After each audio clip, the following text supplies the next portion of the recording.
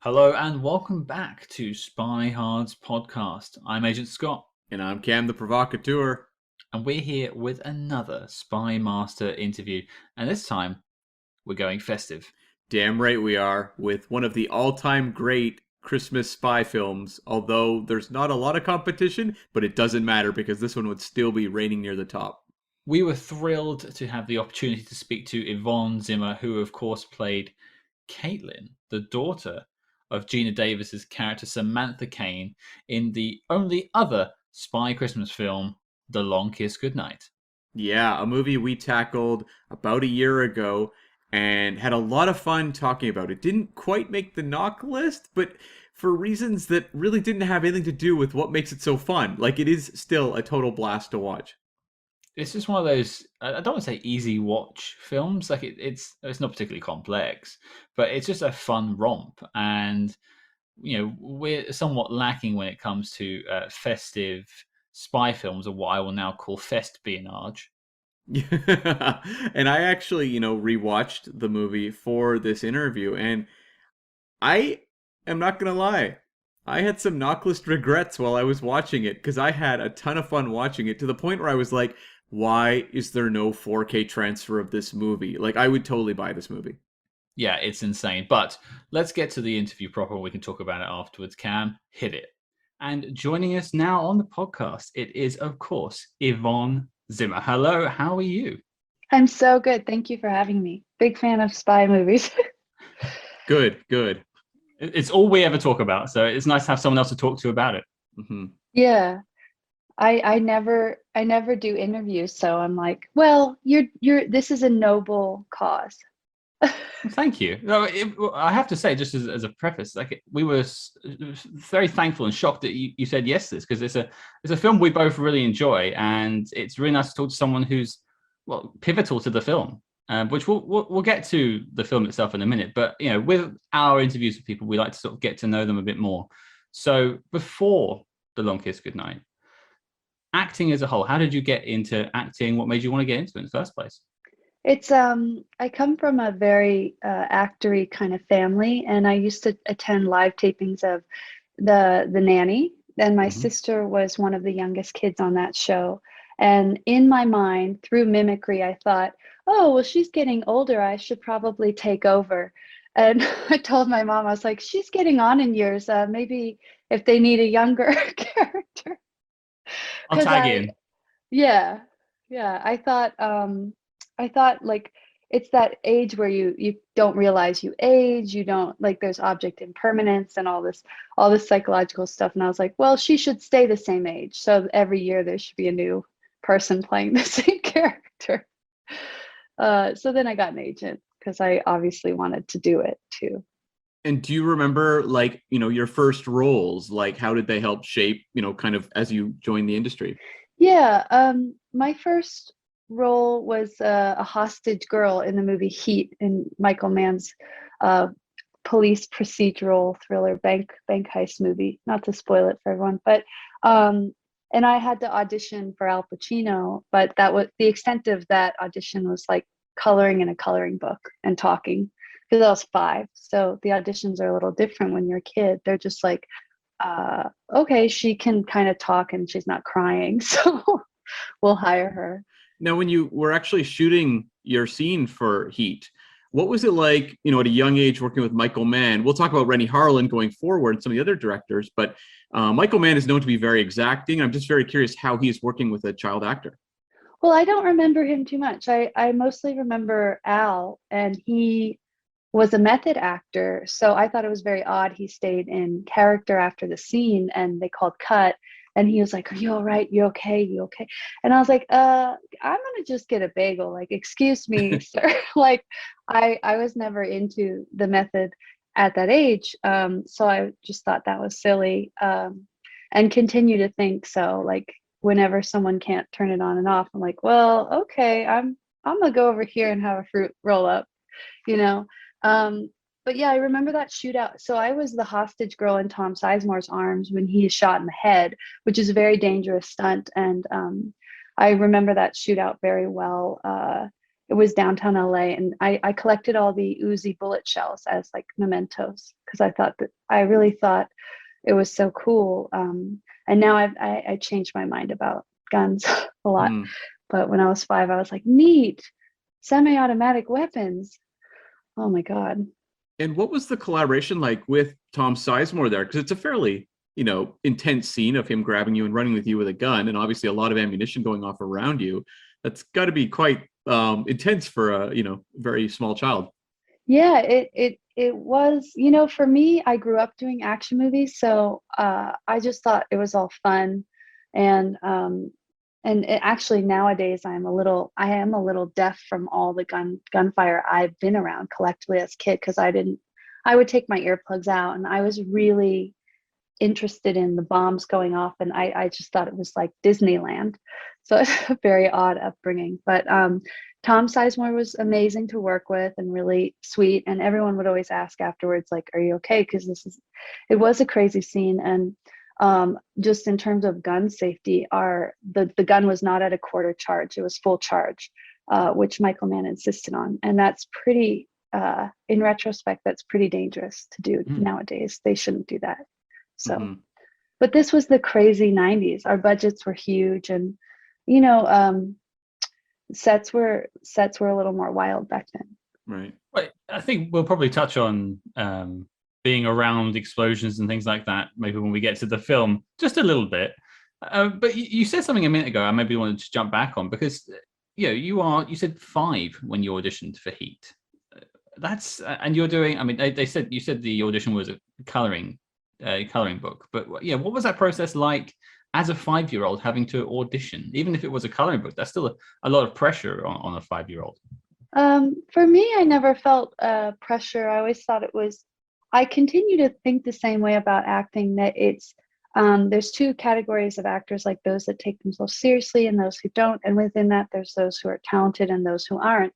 And I always felt like not taking it very seriously, so to me it was always play. And a lot of actors at that age are amazing because they're still in touch with being a kid. So for me, it was always just like, oh, cool, I just get to play. The stakes were not high. And I think that's why I worked a lot when I first started, because I was coming in like, who cares?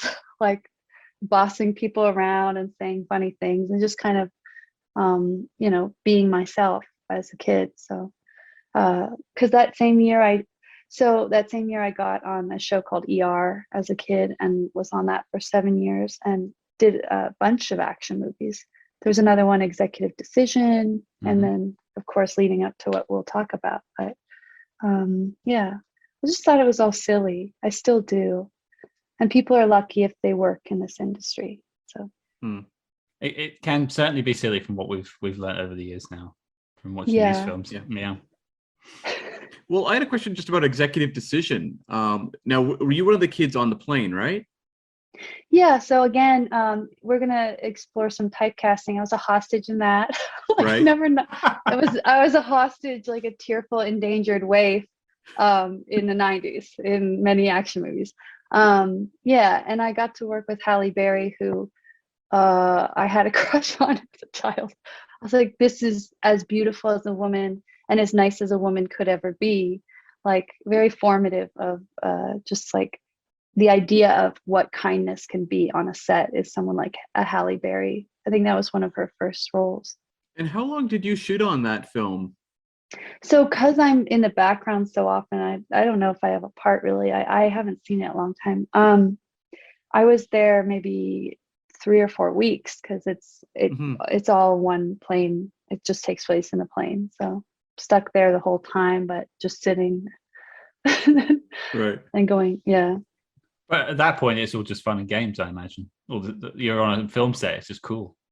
Yeah, and it's why I still love action movies. It's why, like, if Terminator 2 is on, I need to watch it. Like, I'm like, this is one of the best movies of all time. Or Die Hard, or some of the movies I've been in. I'm like, I really love The Long Kiss Goodnight. I think it's really underrated and very funny. I think that pivots us over completely. Because we certainly agree with that opinion. We actually spoke about this film last year. It was our first ever Christmas film we ever talked about. So, my first question is, how did you go about getting the role? Were you approached? Did you audition for it? How did that process start? Yeah, I auditioned many times, and then the final audition was with Geena Davis. And there's a scene where I'm kind of rousing her back to life. And it was that scene, and you just have to cry. And that character was swearing, and I was like, cool, I get to swear. Fuck yeah. I was just so jazzed. And there was another actress who I was in awe of named Mara Wilson, who was in the audition waiting room. And I've always been a fan of her. So I was like, oh man, I hope she gets it. Because I did not understand the concept of like, if she gets it, I don't. Like, again, not very competitive, just kind of very, very zen about this business, and sort of just excited to try it out or be in a character. But I definitely did a great job. I still have the audition tape, which is it's pretty like intense because it's a death scene of my mother.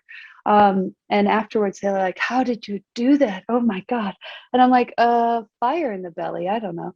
So like a very weird child acting, method of no method. Like, just like, you just do it. Where are the snacks? Like, And how are they describing the project to you when you're going to audition? they don't. I read the script, so I really loved reading, and the script was way different than the film is. It originally was a big flashback. It opens with the mother covered in blood, and her daughter thinks she had a nightmare and is talking about this. I don't want to spoil things, but this certain like action sequence. So the daughter's referring to that, and the mother's like, "Oh, it's okay, sweetie, that was a dream," but it wasn't. We flash back to the whole, what movie you see now. So read the script. I, even at that young age, really good writing sticks out. It was really well written. That script definitely deserved its big payday. I'm a huge fan of Shane Black and have since become pretty close friends with him over the years. So they don't really describe it to you. You just read the script, go in the audition, and try to, befriend everyone. So you've read the script at this point, and you've gone to the audition. Compared to what you obviously shot in the end, did the character evolve at any point that you were playing, or your character? No. Like, kids in movies are just there to be cute, or they're there for a plot device. So like in all the Shane Black movies, there's the child endangerment plot line, and it's like, it's a great MacGuffin for the film, or a great time clock if there's a bomb. It's just a wonderful device to get us to the next location or destination. So I was that entity, I think. Now, I'm really curious about working with Geena Davis, and just, being a child actor. I'm always interested about the relationship between the child actor and then the adult actor working opposite them. And I was just really curious about establishing the chemistry and sort of building sort of a bonding relationship on screen. Yeah, she was a really generous and wonderful role model and mentor. And also, when I was that age, she was like this Amazonian figure, just like so towering over me. And at the time, also very ripped. She got really like pumped up for that role. So I was just like, wow, cool. Like, just so in awe. And we did get very close on that set because she hadn't had kids yet. And she wrote me a lovely card that was like, if I had a daughter, I'd love her to be just like you. So I felt very lucky to be in her hands. And also, she's quite a genius. She's in Mensa. She was an archer. I just thought, wow, another person like a Halle Berry, where I just encounter all these examples of really extraordinary people. Like, actors get such a bad rap for the couple that drive into 7-Elevens or party from exhaustion. Like, some actors are just in touch with what life's about, like experiencing it fully, living fully, and being as kind as possible to everyone and shining a bright light. And Geena Davis was very much that. And also, I was at an age where I didn't brush my teeth very often. And she's like, "You got to brush your teeth, kid." And I was like, "Okay, yeah," because I didn't like the taste of toothpaste. So definitely, she changed my life there. It would have been a totally different path. I just, yeah. It's what, some sage wisdom from Geena Davis there. Brush your teeth, folks. That's it's not wrong. Yeah. Well, you mentioned Geena Davis's sort of physicality in the film. She did get in great shape for it. And a question I had, because obviously you're doing quite physical stuff in this film too. I mean, your character's thrown out of a house, potentially. If that was you, I don't know, we'll get to that maybe, but you're doing a lot of stuff. Did you do any physical training for it, or was it more just, "Hey Yvonne, can you jump out this window, please?" So no, I probably metabolically was maybe even at a certain age later than I was 6 when I did the film. So kids are pretty elastic, but I was a big donut eater, cereal eater, and I don't think I knew what a vegetable was at that age. So I was like the opposite of in shape, but I would do all my own stunts. And then my wonderful stunt double, Laura Dash, would, also do them. And then they'd cut together at us, her doing the more dangerous things. But I really did want to do all my own stunts. And so I was in the harness, and then later regretted it because harnesses are so, like, I got the nickname Hunchy on the set because they just crunch you down and you're like, oh, what the heck is this? And as I got older in doing other movies that might have had smaller budgets, I was like, no, I'm good on doing my own stunts. I learned my lesson. But Laura Dash and I worked on she worked on a couple films with me, and she was the amazing double of the 90s for any child actor. So, because she was a certain height, and I think she might be 4'10" or something, but just she was always there and really the loveliest, sweetest person. Now she does animal rescue. So, oh, okay. Yeah. Of the action sequences you worked on in the film, which was, you're saying, you did so many of the stunts, or, it contributed to the stunt work. Which was the most difficult or the most technically tough to pull off? Probably getting thrown out the window, because we had to do that so many times. Because I think when I land, it's a tumble roll, and probably that ends up being Laura or something, because I wasn't able to get it right. But me flying out the window and my legs going, it's almost comical actually. When I've seen it, I'm like, oh wow, I do look silly. That might be me, but you can't ever tell, like with the really excellent stunt doubles. And just a shout out to all stunt people. They really make actors look like they're agile and it's just them. So they're amazing at their jobs. We've had a couple of stunt people on the show so far, and yeah, they elevate the film. People don't realize it, but they really do elevate the films that they're in. And now, if we're talking about the physicality, is one side of the film, but also this film's quite adult in its nature, especially in certain places. And you're part of some of those scenes. Like you mentioned, when you're trying to wake your mother up, Geena Davis's character, you're more or less saying what was the line? "Life is pain, get used to it," back to her to try and wake her up. And this is some dark stuff. Whereas this film starts off kind of like a comedy. You got the moose coming through the windscreen, and then you getting chucked out the side of a house. And by the end, like, it's blood everywhere, people getting shot.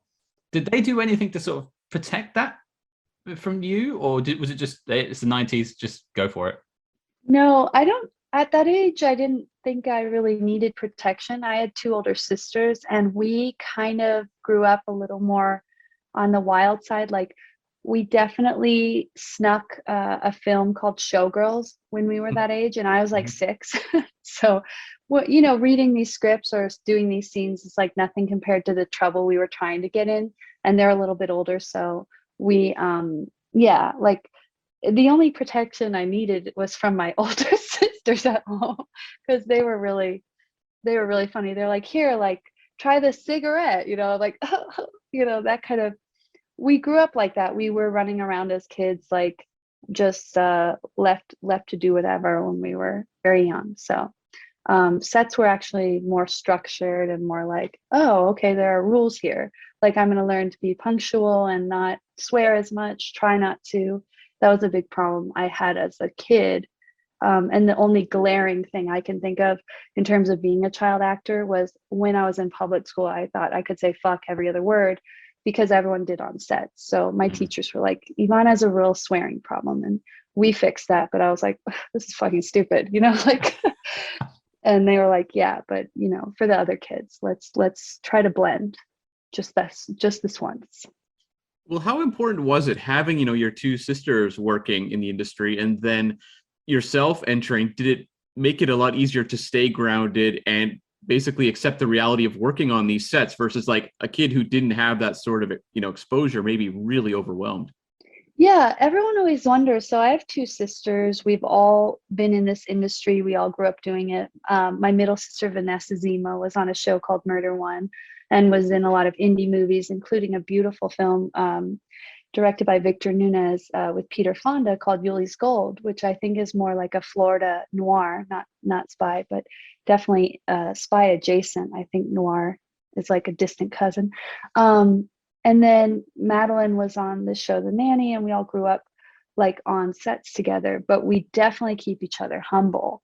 And then relatively all of us have been pretty unscathed, and everyone always asks why. And I think it's because we were very parental with each other growing up, and definitely like really kind of goodies. Like we also lived north of LA and not in LA. So growing up as teenagers, we'd always have to drive home. So we could never get into too much trouble. We'd be like, oh, we got a long drive. We live in the suburbs, and I think those factors really helped us not turn out like honestly, so many child actors get really messed up, but also I think when they're younger, they achieve a higher level of success than we did. So that they're like, they feel like they peak or there's a fall or something. And I always viewed it like I was more mercenary. I was like, cool, I have a college fund, like awesome. Like I was very detached from the result of it or feeling any which way about like my identity is not tied to being an actor so much. And did it have any impact just on going to school and having friends and knowing you're working on these big productions? Yes. So when I was 12, I went to this private school where my teacher, for whatever reason, really was into the idea I was an actor. She's like, make a documentary, show the kids. So I filmed a documentary behind the scenes of the Long Kiss Goodnight and asked everyone questions and interviewed people. And we made my class watch it. And I felt like that was kind of weird. Like I definitely got way too much attention from that teacher, and she would let me teach the kids sometimes. And I was kind of given like maybe too much responsibility over my peers. And it got to the point where she let me take over the holiday program, and we would just spend days like putting up my plays that I would write. I wrote like very pretentious plays on the bubonic plague and Joan of Arc, except Joan of Arc was like a schizophrenic, doubting that the voice she was hearing was actually God's, and very pretentious Rushmore shit. And the teacher was like, yeah, go at it. And I think that had to do with me having been in films, like special privileges. And I benefited, like I thrived. And now like at this age, I'm a TV writer. So I definitely felt like that was the early beginnings of being a showrunner, or like just running shit, which I recognize was very weird and not normal for most people. But yeah. It's interesting because you're saying about going to the school and this teacher giving you all this responsibility, and this what I find interesting about that is them allowing you to do it. I mean, how old were you when you were doing that? Was that still around the same time? Was this later on? I was about 12, and it was a private school. They predate like charter schools, but this particular private school I felt had a bit of a loosey-goosey vibe, or anything goes, which I was so used to. I was on sets, and I think sometimes when you grow up fast, then people give you more responsibility. Like anywhere I go, for whatever reason, I become like the first responder, or the parent, or the mother, or, to the person who needs water, like drink water, and I think that's just from growing up kind of fast. And people are like, well, if you can do this for me, sure, like here's extra responsibility. I'm like, oh God. You sound like the responsible one at the party, basically, the designated driver of us all. Yes. And on sets, I've always been like really, really concerned with safety, really, and very outspoken about that later in life. Like all kinds of things that the people would try to do. And I'm like, no, that's completely unsafe. I will walk. Like, I'm not a part of this. And that usually works if people can use their bargaining power to prevent death. Because I grew up on the set of Heat. That teacher told a story about Vic Morrow and the Twilight Zone movie and that whole experience. And I grew up hearing these stories about how irresponsible, preventable accidents happen. And I was horrified by that and other things I've just seen. And so that's why like stunt people are so important. They're like the heroes of any action or spy movie. They make the movie, so everyone is safe. Mm-hmm. Well, segueing back to the Long Kiss Goodnight, I want to talk about just working with Renny Harlin, who at that point was really on a hot streak. You had, Cliffhanger, and Cutthroat hadn't performed necessarily very well for him, the year before, but like was a very big spectacle. Like he was a guy who had a lot of power at this point in time. And I'm just really curious about working with him on a major production here, and one obviously written by Shane Black. So it has a lot going for it. Yeah, he was really wonderful and very good with me as a director. And really, I think he really, normally that my character probably would be cut out more, but I think he really liked that plot line and the mother-daughter thing. And then, of course, he and Geena were together at the time. So, it was just, I think there was a lot of love on his end, wanting to make her a star in this new way. I don't think she'd done an action movie before. I don't know if Cutthroat was before this. It was, yeah. It was, okay, but like really this labor of love, and then I was kind of caboosed into that feeling. So he's really funny and fun to work with. And also just the filming of this took place in one of the coldest years on record ever in Toronto. And so his beard was frozen. Like there were surrealist things that just don't make sense. His eyelashes were frozen, and he was never complaining, just always a consummate professional. It was a really wonderful shoot, and it did take about 6 months. So that's a very long time for a kid to be in one production. I began as a child, and I was like at the end of it wearing a mink coat and chain smoking. I'm like, fuck life. No, but I went from being a kid to like a full grown adult on this particular shoot. You basically went from being Samantha to being Charlie. Yeah, I totally had my Charlie Baltimore. I was like, oh yeah, I'm not in the PTA anymore. Yeah. Now this movie has like a very specific vibe. A lot of it would seem, I would almost feel like insane to watch it be playing out or to be performing in some of these scenes. Whereas when you watch it actually on, the screen, it feels very cohesive in terms of what they're doing. Were there a lot of moments like that where they're trying to explain scenes to you and it would seem very strange, like not the way you would necessarily want to play it? No, a lot of times, like there's a scene with Craig Bierko, who I love and is one of the funniest people alive. If you ever get to interview him, you should. Where he like tries to look at my eyes to see if they're the same as the mother. And I'm just trying not to laugh because I'd never been that near a person who's not my family. So I'm like, just don't laugh, and I don't know if you can tell on screen, but it's like, that's some of the stuff that's going through a kid's head. Like, don't make a face, like just get through this to the next bagel. Yeah, never, I think one of the things that was crazy is when there's someone that's set on fire in a stunt. And so seeing that as a kid was crazy because you don't know it's flame retardant, the suit, and you don't know that it's safe. So, and then the scene where she grabs the gun off the body and is catapulted into the air by Christmas lights because it's a holiday film. That was really fun to watch. Just like you can't go see Cirque du Soleil and as a kid, and have a good time, like watching some of the stuff that we just shot. It was over the top. The explosions were, I think Renny would always say on set, more is more, which is just that's a very fun, he was always like that with his films. Like they are really not subtle with the action stuff. So that was fun.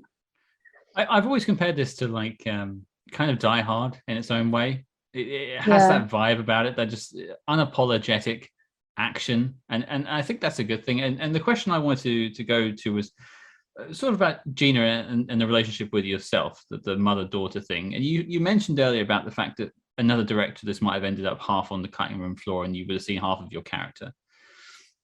What I love about this film is it has that maternal connection, and it has a strong female lead and a strong, a daughter character, a child actor, and that maternal instinct and that maternal connection is there the whole way through, and it's not shied away from. It's actually played into, and I love that about the film. Now, I know maybe at the time you were more worried about bagels, but I mean, I love bagels now, so hey, it's still a thing for me. But looking back on it now, is that something you're proud of, how they've managed to have that in the 90s, whereas people still struggle to do that in films now? Yeah, I think the film really works because it taps into a deeper psychological element of her character. If you view this character as a borderline personality, she's someone who's unpredictable. So that's both thrilling and terrifying. And it really taps into some of the, like, the character of Charlie Baltimore, Samantha Cain, and that switch is what I think could be most feared in a mother. And that's like underneath all the jokes and all the fun, like frivolity and the candy like action sequences, you have a real character arc that works and is ultimately terrifying. So was I aware of that at that age? No, but like looking back, that certain films, like, they really work because of that. Like Night Moves really works because Gene Hackman is trying to repair his marriage, and he's been cuckolded by his wife.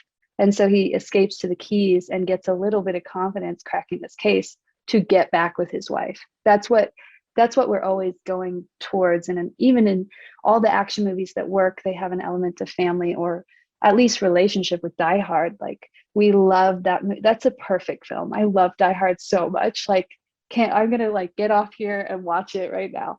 But after we're done. But yeah, so that's, I think, a testament to why you can watch it and laugh, and then you're like, I like that movie. And you're like, why do I like that movie? It's like, because the woman, she's a scary woman, which so many men fear, right? Yeah. It happens. It's probably, I mean, you talk about the response to this film. I wasn't going to get to this yet, but and Cam alluded to it earlier. It didn't do as well as, frankly, it should have. And I wonder, I think when we reviewed it last year, I posited an idea that if this had come out now, I think it would have been a very different response to the film. I mean, yeah, like Jason Bourne did incredibly well, but it's headed by a man. I mean, is it not a little misogynistic? I mean, later, like Tomb Raider did really well, but then you have video gamer guys who are like, oh, cool, she's hot, I'll see that. Like, it's very much it's very hard to pull off the female action hero and have it be a box office smash. Yeah, even a movie like Atomic Blonde, which did a fantastic job with it, didn't do John Wick money, for example. Yeah, so it's just good old-fashioned. Especially if the woman has two personalities. Oh, I don't know if a lot of people can handle that. Right. Now, you got to actually observe those two personalities up close and act opposite them. What was it like, just the dynamic from your own performance going up against both versions of Geena Davis in this movie? I really remember thinking that she was having a lot more fun playing Charlie Baltimore, and so it was a lot. Whenever an actor is enraptured with the good time that their character is generating, those are fumes that you get high on. Like, it was just intoxicating to be around that character. And the Samantha Cain character too was fun, but it's like, I prefer the fun mommy who has the bottle blonde hair and is ready to kick some ass. So those scenes were more engaging for me. And the second they yell cut, how does Geena Davis seg from being like the hard-edged Charlie Baltimore kind of barking at you to being Geena Davis the person? Like, is there sort of a, okay, the scene's over, I'm going to try to, talk to you person to person before we get ready to do the next take on it or whatever? Yeah, I think, like that big crying scene, I think afterwards she just was like checking in, are you okay? Like, oh, it's all right. And very much a human being, and a great example of just, again, how to walk in the world, how to make sure everyone's okay and everyone feels good, because you never know. And it's really nice to check in with, especially like kid actors. You never know what circumstances brought them into that field. So I've always taken that with me on other sets, with other child actors, just like, hey, all right, you all right, kid? Like they're like, yeah, but it was acting. Yeah. We've been talking for a little bit about this film, and we've really neglected to mention the Samuel L. Jackson of it all. Yeah. by God, is he awesome in this film? And he's gone on record and saying if there was a second one, he would be the first person to sign up for it, which I'm here for, and I hope everyone else is here for. I personally would like to see your turn now, but you are the daughter now grown up. You could also be a spy. You never know. But how is it working with Samuel? It was so incredible. He's the funniest person alive and so kind. And him and Geena felt like parental on set. There was a very weird thing I did as a kid. He was talking about the different blood and how they're flavored. There's like chocolate flavor and peppermint, and it's basically corn syrup, all the fake blood. And I kind of like touched his cheek and ate it off his face, and he's like, and then I realized like, oh, I shouldn't do that. But it was like, he was like, I think it's peppermint today, but we were always talking about the different flavors of blood. And I think I was just envious that they got to have the fake blood, not knowing it's like horribly sticky and not fun to have on your face. But I was like, I really wanted at that time an injury. I was like, oh, maybe if I had a nosebleed, that'd be so cute. And it's like, no, that was for the adults in the film. But we would all sing. We were very much into Pink Floyd's The Wall. And so we would all sing that in between takes, and they were teaching me the lyrics. And as a kid, that song is like really, really fun, because you're just starting to begin to be a little anarchic. And you're like, what? I could just go against everything I'm being taught? That's fantastic. Sign me up. So that's what we were doing in between takes. Well, you have that whole sequence near the end of the film where you're in the truck with Geena Davis and Samuel L. Jackson. And it's a pretty technical sequence to have to shoot. Did that take a fair amount of time to do? And was it quite, grueling from just a time period? Was there a lot of time spent in that truck? So, yeah, I would get in the truck and then they'd cut, and then there'd be no one in the truck when they're filming those big sequences. And then later when we're in the car together, I think, I remember being in a car and filming for the green screen. So everything, it looks grueling and intense, but it is fake. I'm stuck in a toolbox in a huge truck, and then all the tools in there are just made of rubber, and it's actually kind of cozy. And, I'm quite small, so I'm like, maybe I'll just fall asleep in here. I think I was napping for some of it. So you have to realize this was a 60, 70, 80, like back in the 90s, 80, I don't know, $60 million budget. So everything was as luxurious as you could possibly imagine. So I was like, kind of like, this is awesome. Like just every day. Yeah. Well, yeah, I suppose if we're talking about other people in the film, and you mentioned Craig earlier, he obviously plays Timothy, who is allegedly your father. We don't ever really find out for certain. But how is it working with Craig Bierko? He's the funniest person alive. So he was always cracking jokes and asking me a lot of questions. And because I remember some of it, but not all of it. But he just said I was a very inquisitive child and was nonstop. Like, what does this person do? What is this? Like, kind of annoying. And he had a lot of patience for that, for someone who's like, tell me like 100 things right now, go. So and then we would play like little games, or he was very much like, again, just as generous as someone could be. the only other person that rivals this kind of kindness, or like the concept of a bodhisattva, like someone who's enlightened and they're putting off going to the other side to bring more people to the light, like that kind of energy, is George Clooney. Because I grew up on ER, and there was a really big disparity of food distribution from principal cast to extras.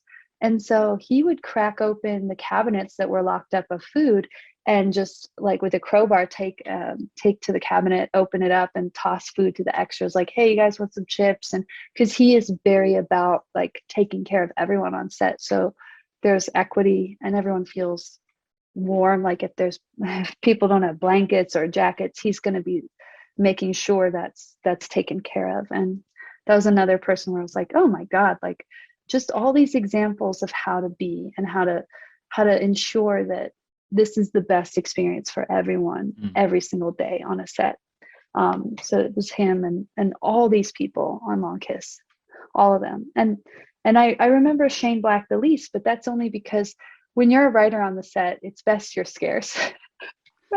Everyone's like, oh, it's the writer, get out of here, like go away. So I know he was there, but I don't remember him too well. Well, I had a question about one of the big iconic scenes in the movie, which is the Geena Davis cutting vegetables scene. And just really interested to hear your observations of actually shooting that scene, because it's unbelievable as portrayed in the movie. Yeah.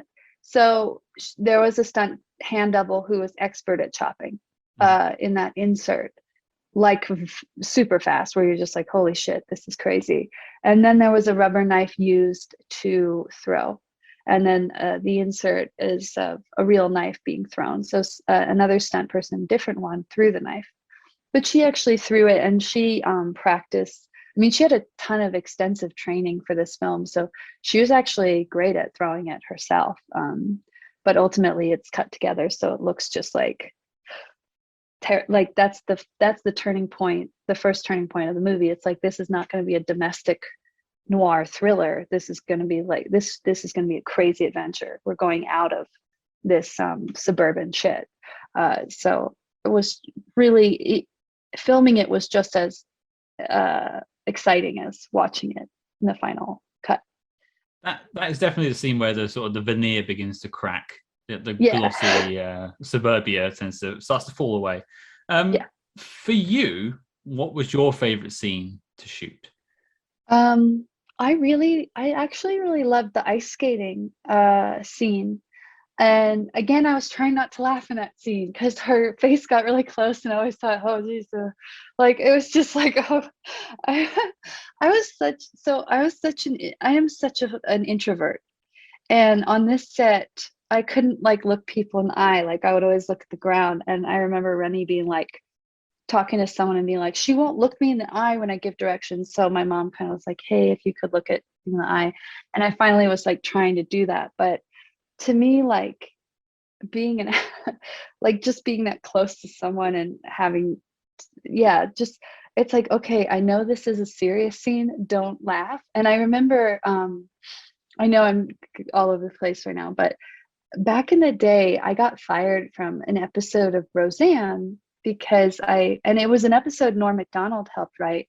And because I couldn't say my line and not laugh. I thought that the joke was funny. I had to say like, screw you, Four Eyes. I thought that was so funny that someone who's wearing glasses could be called Four Eyes. And I just could not. And even people would tell me like, hey, yeah, just don't laugh at your joke.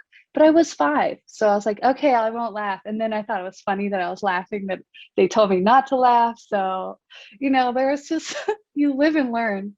But what I loved shooting that, because I thought Geena on the ice was so physically impressive. She was really a good skater too. It's just a kind of an amazing athlete, just all the stuff she was doing. In the film, you couldn't ice skate. Can you ice skate in real life? I'm pretty good. Actually, that was one of my favorite memories pre-pandemic. I went ice skating with a friend of mine, and I was like, I'm so happy I did that, because when we were all in lockdown, Miley Cyrus went on her Instagram and she's like, you know how I deal with mental illness? Like, you just like go back in your memories and live on the good ones. And like, if you have some good memories, yeah, we'll get through this. And I was like, oh yeah. And I thought often of ice skating. I'm like, yeah, it's really fun. I was gonna comment, like you say, you were very much an introvert on set for the Long Kiss Goodnight, and that scene at the end where you have to basically try to bring Geena Davis back to life. I thought, like, they obviously had a lot of confidence in your abilities because that is a moment that hinges entirely on your performance. And did you feel pressure going into that scene? Did you know how important it was, or was it, as a child actor, just like, I've just got to pull this off, and here we go? We only did that a couple times. We didn't do that many. That's like one or two takes, I think. And I was just imagining my mom being dead, which, it's like your food source and all those hugs just gone forever. So it's very easy to jump in as a kid. It's funny, there's a lot of actors who were child actors who are quite good, like Christian Bale, and I wonder if they ever like went and did training, or if they just kept in touch with this feeling of like, okay, this is the circumstance and we're doing it. Because or Leonardo DiCaprio, or there's so many that are just still doing it. And I am too, but I really love writing. And I love writing for TV, especially. I just worked on a pirate show for HBO Max starring Taika Waititi as Blackbeard. And it's gonna be, I think, like a Barry Lyndon-esque crazy action comedy. Like, it will redeem Cutthroat Island, I think. It will. Yeah. This is the long game. So, yeah. Yes. Yeah. It all Cutthroat comes Island full has its circle. fans. It's a bit of a cult thing, but how did the seg into writing really happen for you? And what were some of the early projects that got you excited about actually doing it, full time? So it was that teacher who thought I was VIP and let me take over the school and put up these plays. That was like the first audience testing. And then a couple years ago, this theater company called Public Assembly in LA would put up my plays, and the audience was very interactive. It was like watching an audience of Maury, like yelling and hooting and hollering. And I was like, oh, well, like, this is what TV is. The best TV, you want to interact, you want to know the characters, and you want to tell them, don't do that, don't go in there. Like, you really want to be in the show with them. Last year during the pandemic, I changed careers. I wrote a spec of What We Do in the Shadows in a couple of days and got it to an EP on this pirate show and got in that room. And that was my first job as a staff writer. And I was like, oh, this is heavenly. And so I've just been writing a ton of stuff and also acting still. That the staff writers and my showrunner cast me in the show I wrote on. So I'm in it also. As like an evil colonialist woman. But yeah, it's just a blast. And also reading great scripts like Shane's scripts, or these action movies I was in, at good TV, it makes you want to be a good writer, because you're like, this is what excellent writing is. And one can only aim for that. Mm-hmm. Well, compared to the sort of challenges of acting, how are you finding writing? What are some of the challenges you're coming up against, and how has being an actor sort of informed being a writer? I think they're really opposite circuits in the brain. Like, actors, your job is to fully immerse yourself in life, like meet people, drink, stay up all night, like run around. And writing is really a marathon of suffering. Like, it's about living a quiet monastic life and kind of saying no to the party, like, no, thank you, I have to write, I have a deadline, like staying in and going inward. And I prefer that journey because it's endless. That, if you have an inner world, you can just play around in it. And I love building worlds and then getting lost in them. But they really are just, I don't think they inform each other than like, I will never write bad dialogue. Because I've had to say it as an actor, and you're like, who people don't talk like this. Like, it's so many actors, they're just like, and it's really great if someone's open to a little bit of zhuzhing, but most people aren't. So you just have to make it sing. Yeah, so that's probably one thing where I'm like, I'm not, you know, I'm gonna make something so someone will be excited to read it and to be it, you know. Now, The Long Kiss is written by Shane Black, and you appeared in both Iron Man 3 and The Nice Guys, which he directed and wrote. And you've talked about how he's a friend of yours. Has there been any tips along the way or any guidance he's given as a writer to an aspiring writer?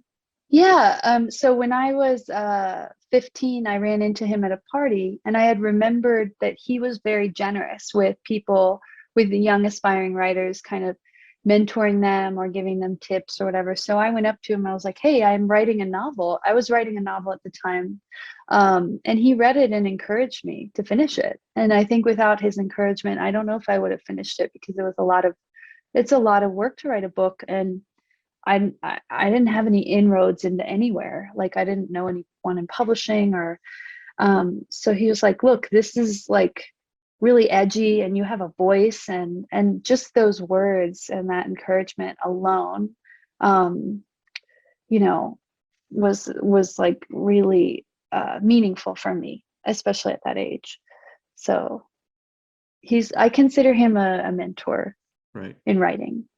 Now, if we're looking at stuff you've worked on so far and things you're working on now currently, is there something you could point our listeners to that maybe isn't Iron Man 3, maybe it isn't The Nice Guys, maybe it isn't Long Kiss Goodnight, a piece of work that you've done you're particularly proud of that our listeners can go check out? Oh yeah, I think so there's an independent film called The Automatic Hate by a filmmaker named Justin Lerner, and I'm in it with my middle sister Vanessa, and we play sisters. And so we don't have the biggest role, but I really like the film. I think it's super well done. And we are pretty wild in it and funny. So I like us together in that film. We're like there's the sisters in the fighter. No, I'm kidding. We're just kind of feral, and that was also just a fun experience. But Justin Lerner is an amazing filmmaker, and all his stuff, he has his own unique voice. So The Automatic Hate. right, okay. And I just had a quick question about Iron Man 3. Now, you play a pageant contestant in the scene where it's the beloved Stan Lee cameo. Now, Yeah. Was Stan Lee actually there when they shot that, or did you shoot it separately? Yeah, we shot a much larger sequence, and I was there for like 3 days. But I think the only reason that whole sequence did not get cut is because it was his cameo. So I was like, oh,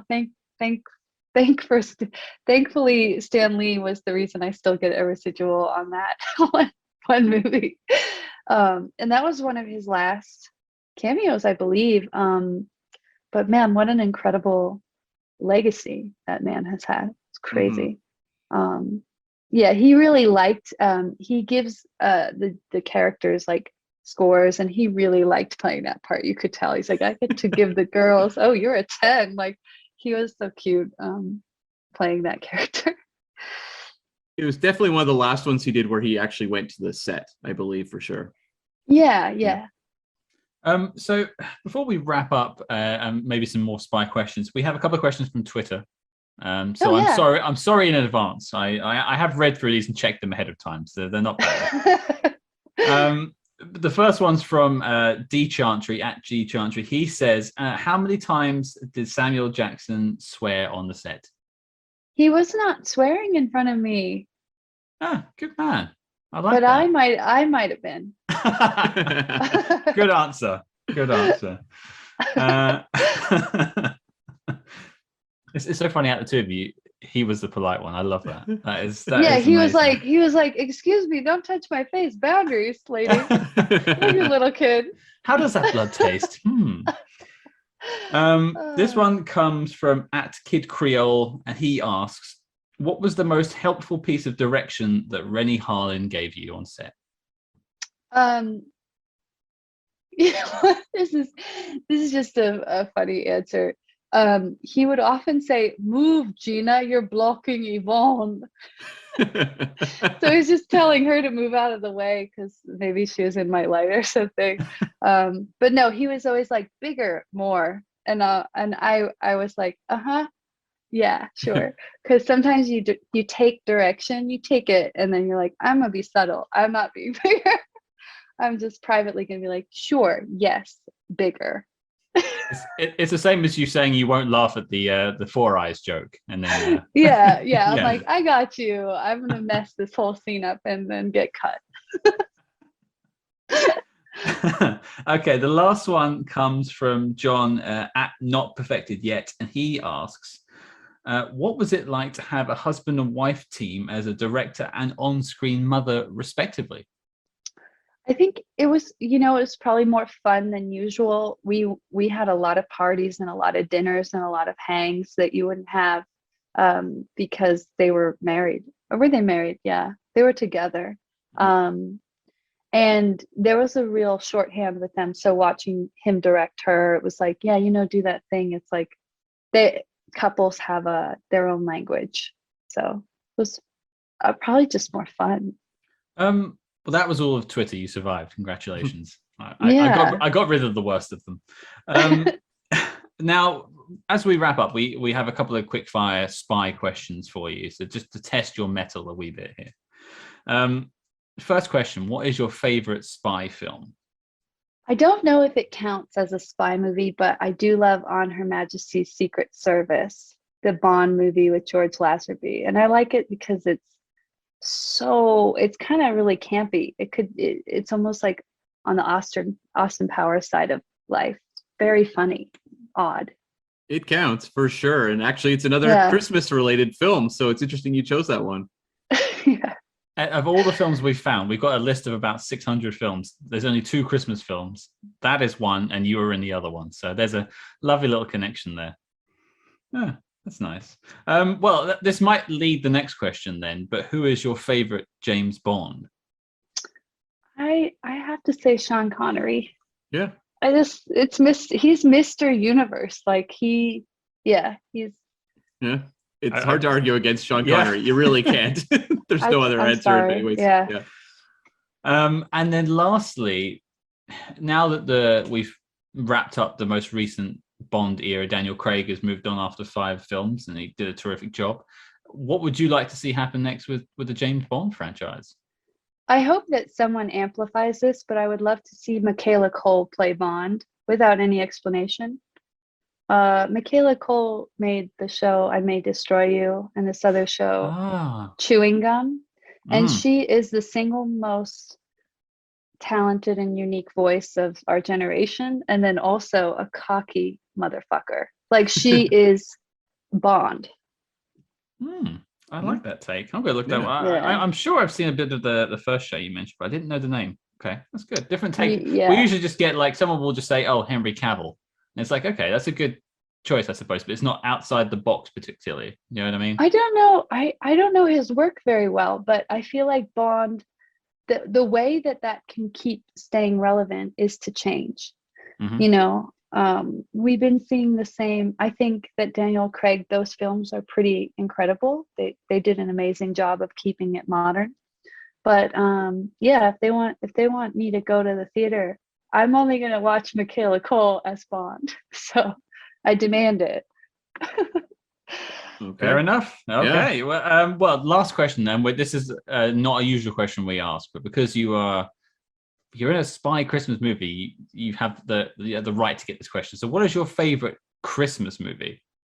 Ooh, that's tricky. I even though so it doesn't hold up that well, but every year I do watch A Christmas Story with my mom, and it still makes me laugh. And I think it's just nostalgia, and also like the main character Ralphie is so good. He's adorable. And as I get older, I appreciate Darren McGavin all the more. As a kid, didn't care about the dad. Now I'm like, this guy's amazing. He's hilarious. Oh, he's incredible. I mean, the leg lamp scene as I've gotten older is sick. It's really, he's really great. I think he must have influenced Bryan Cranston and Malcolm in the Middle. Like the dad is so manic in a really delightful way. So I don't know, maybe. I think solid choice. Now, you mentioned the show you're working on HBO at the moment. Is that official? Has it got a name, release date, and everything? Yeah, that show is going to be awesome. It's called Our Flag Means Death, and it's sort of like if The Office were at sea with a bunch of pirates. And and it's about this one man named Stede Bonnet who has a midlife crisis, and he has a boat built, and he hires a crew and goes out to sea to play pirate. And along the way, he meets the most famous pirate, Blackbeard. And this is a true story. They sailed together, and the rest is a bromance history gone wild. It's a lot of fun, and it's a two-hander with Taika Waititi and Rhys Darby from Flight of the Conchords, who's an incredible Kiwi actor. And we have a huge cast, and they're all super talented. So I can't wait to watch. I don't know when it comes out, but sometime next year it will premiere. Nice. Awesome. Well, Yvonne, I just want to thank you again for taking the time to talk to us about A Long Kiss Goodnight. It's one of our favorite spy films, and just to talk to you about it, it's been an absolute thrill. Yeah. Oh, thank you. You as well. There you go, folks. That was our chat with Yvonne Zima, aka Caitlin, from The Long Kiss Goodnight. And we don't often get a chance to speak with the actors in the films that we cover. We're usually speaking to screenwriters or directors. And so it was actually really interesting to see the creation process from an actor's point of view, and a child actor at that as well. I mean, it's been close to 25 years since the film came out at this point, and Yvonne was 6 when she made it. So the fact that she recalled all this stuff is fantastic, because frankly, I do not remember anything about being 6. Well, I was going to say I was almost nervous going into this interview because I had a lot of questions about The Long Kiss Goodnight. You watched the movie, and I was like furiously jotting down notes because there's just so many scenes that she features into that are so memorable. And then also some of her other work, movies like Heat, for example, and Executive Decision, where I'm like, I could totally ask questions about these movies, but like, will she remember anything? Because, I mean, I'm in the same boat as you. If you ask me about experiences from when I was 6 years old, boy, they'd be vague at best. Yeah, vague at best is generous, if anything. Yeah. Really. I just while you were talking, was just having a little think of things that happened when I was 6, and I honestly haven't got any answers. If you ask me what happened yesterday, my answers are vague at best. Who are you again? I don't know, Scott. I'm the Samantha Kane of this podcast. Perfect. Well, life is pain. We have learnt that, at least. We have indeed. We have. But a fascinating story from Yvonne, just telling us about how getting the role in the first place. And I had no idea that people had to audition as child actors, and let alone they would do coloring books. Yeah. I was really interested just about the behind the scenes of auditioning for one of these movies when you are a child actor, because especially like Heat, because she talks about, auditioning for Heat, and it's like, that is such an intense adult film. How are you auditioning child actors? Like, what is someone like Michael Mann doing when he's looking to hire kids for a movie like that? And then, obviously The Long Kiss Goodnight, again, another very adult film, very violent, Shane Black script, and just her portrait of, basically auditioning and then going up and doing a scene with Geena Davis, and that whole process was just fascinating. Yeah, I mean, just actually, they had to do the scene where Gina's Samantha character almost dies, which is towards the end of the film, and that's a very harrowing scene, and, a 6-year-old has to find the emotional energy to channel that on cue. I was still playing with Power Ranger toys at this point, and I frankly would not have had the emotional intelligence to do that at all.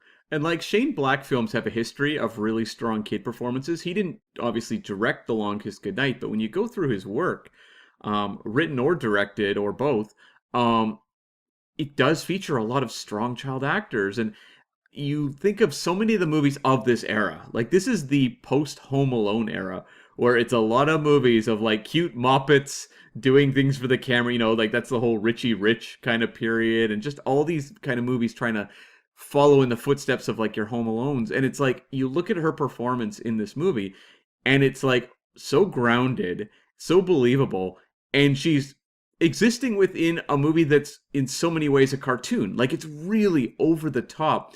And they give her that big dramatic moment at the end, and it completely works emotionally. And it's a lot to put on a young actor to really pull off a scene like that. No, I mean, there's a scene where where Caitlin and Samantha are locked in a freezer, Yeah. and she has to turn to Geena Davis and say, am I going to die now?" I mean, that's a asking a kid to say that. I mean, maybe they don't fathom the depth of what that means, but that's still that's a lot, man. It was really interesting to hear her whole perspective on, what she was like at that time and how comfortable she was on sets, obviously because of, visiting sets with her sisters, and then also just being the one who was swearing the most on set in comparison to Samuel L. Jackson. Like, just stories like that were really fun to hear.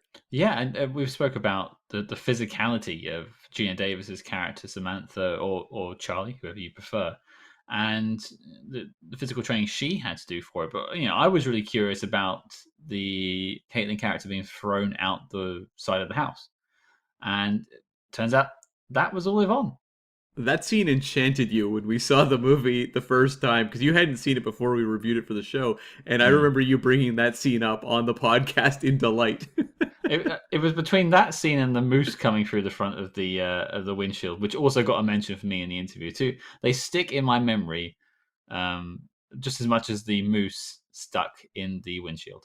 Well, you can see why this movie has become a real cult film that has its very passionate fan base. A fan base that deserves a 4K restoration of this movie.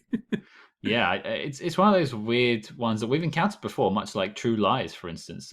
You just think, why is there no upscaled version of this? Who knows, right? Like, it's so strange. I don't know how these decisions are made, because you look at a lot of these boutique labels like Shout Factory or Scream Factory or, Vindicator, all these things. And it's like, why has this movie not been picked up for one of these remasters? Like, who knows, right? Like, I'm sure it's going to sell X amount of copies if they just do it. So, come on, people. Do we need to start that campaign? I don't know. Well, our True Lies campaign did really well. That's true. That's true. Mm. Well, to be fair, it's the festive season now. Should be the time that they're launching it, really. Mm-hmm. Yeah. And this film, and Yvonne said it, and we both agreed. Not only does it still hold up, but it is just actually a really good film that just flew under the radar for a lot of people. I'm not sure I have the it's not exactly FOMO, but fear of knocking out. FONO? Do we get FONO? Sure. Do you want me to explain what that means to you, Cam?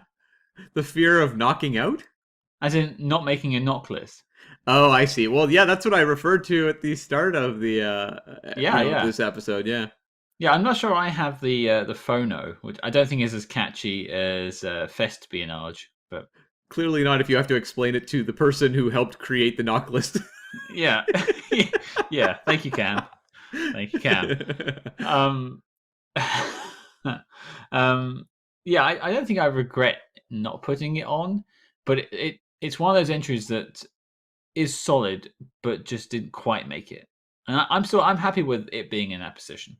No, it belongs, I think, probably next to like a Men in Black, like a movie that is really rewatchable and that you can go back to again and again. But does it kind of make the knock list with the all-time spy films? Maybe not, but that doesn't mean that, like, by the time I reach the end of my journey, I won't have seen The Long Kiss Goodnight more times than The Ipcress File, for example. Can you imagine if that's what you come out of SpyHards is like seeing The Long Kiss Goodnight about 20 times and Ipcress File not quite? And do you question your film reviewing skills at that point? No, I've watched Jaws 3D too many times to really start to contemplate the outcomes of these decisions. Your credibility is already shot, is what you're saying. Long gone, so long gone. Hey, you spend hours every week talking to me. Of course it's gone. That's right. Yeah. That's right. And she was, of course, very complimentary of Geena Davis and just the sort of rapport they built on set, and also the rapport with the director Renny Harlin, who was, of course, with Geena Davis. I'm not sure if they were married at this point, but she was nothing but complimentary of the whole process. And I think the positive energy that was obviously on that set comes through in the film. Well, there's so many movies that are along the lines of A Long Kiss Goodnight. These big, expensive blockbusters with a lot of stars attached. And you hear about the productions and they don't sound fun. Like, it just sounds like a lot of work and often a lot of tension. And this was a case where, yeah, you have Geena Davis and Renny Harlin, and I think just kind of the vibe of them being a family kind of extends onto the rest of the set, where it just felt like a lot more of a friendly atmosphere, and especially one for a 6-year-old actor to be working within. That was probably a lot more pleasant than it could have been. Like, this really could have been, a very fraught, tense shoot, which so many movies like this are. Especially with its adult themes as Yeah. well. Like it could have been quite intense for Yvonne. And so I was glad that she had such a positive experience, and it shows because she wanted to come talk to us about the film. She took time out of her day, and she's a busy writer nowadays, to come and speak to us, and we're thrilled. But also, like, just hearing stories about taking fake blood off of Samuel L. Jackson's face and trying not to blink in front of Craig Bierko. This is the kind of stuff. This is why I like talking to people about the film. This is why I do it. Well, everything about Craig Bierko I was just riveted by, because just rewatching the movie again, he's insane in this movie. Like, why this guy is not a huge star after that performance, because he is electric in this movie. We'll have to talk to him and find out. Yeah, we'll see. Challenge accepted. But we did our usual round of spy questions as well, and she pointed out On Her Majesty's Secret Service as her favorite spy film. Serendipitous, really, that it's the only other Christmas spy film. Yeah, and that's the first mention we've got so far of On Her Majesty's doing one of these interviews. We've gotten a lot of people reference early Connerys, but no one has ever said On Her Majesty's. I thought that was really interesting. Yeah, we've had like Casino Royale and things like that. So it to go down the Lazenby route, but she did also choose Sean Connery as her Bond, which is not a bad shout in any stretch, to be honest. No, that's the popular choice. Well, and popular for a reason. But again, we want to thank Yvonne for taking the time to speak with us. We had a blast talking about Long Kiss Goodnight. We had a blast watching it, and we hope you did too. But what have we got coming up next week? Well, Scott, we are wrapping up the year 2021. We did this last year as well, where we took a look back at the films we covered on SpyHards Podcast and look at the best, the worst, and, the rest, and what really 2021 meant for this year of podcasting. Yeah, we had a lot of fun with it last year, and we thought we'd expand it a little bit. We've got some of your feedback as well, some of your thoughts on the year that has been. Another dumpster fire of a year, unfortunately, but one whole year of SpyHards podcast. So a lot to look back on. But 2022 is going to be great, right? Sure. I hope. I'm so tired. But yeah, your mission, should you choose to accept it, is to go back and listen to every episode you haven't listened to already, and listen to the rest of them again, and join us for our wrap-up episode as we catalogue our favourite and maybe disliked films of 2021. You can, of course, follow us discreetly on social media at SpyHards, that's SpyHards on Facebook, Twitter, and Instagram. But until next week, listeners, that's right, you can't kill me, motherfuckers.